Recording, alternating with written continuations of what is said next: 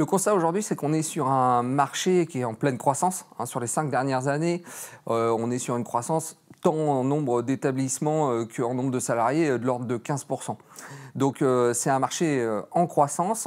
On le voit aussi à travers les entreprises du réseau qui nous déclarent dans une enquête que pour plus de la moitié, sur les 6 derniers mois, elles ont augmenté leur effectif et que ce sera encore le cas sur les 6 prochains mois. C'est une pénurie de main-d'œuvre parce que quand on pose la question à nos adhérents et nos entreprises, ils répondent pour plus de la moitié qu'ils ressentent cette pénurie. Si on parle des Pays de la Loire, on a à peu près 1500 postes à pourvoir sur le marché du numérique.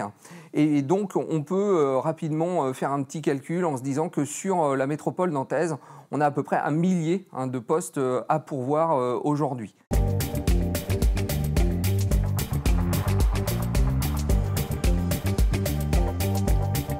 Notamment en conception et développement de logiciels informatiques. Et c'est de très loin le profil qui subit la plus forte pénurie sur le territoire. Près de 7 entreprises sur 10, par exemple, nous ont déclaré avoir des difficultés à recruter sur ce type de profil.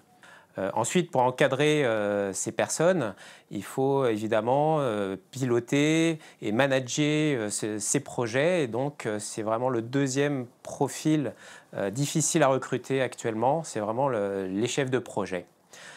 Et enfin, un troisième profil également qui apparaît dans les enquêtes menées par l'ORCN, c'est toute la prospection commerciale, le marketing, dû en fait au développement et à l'explosion de tous ces besoins de la filière numérique.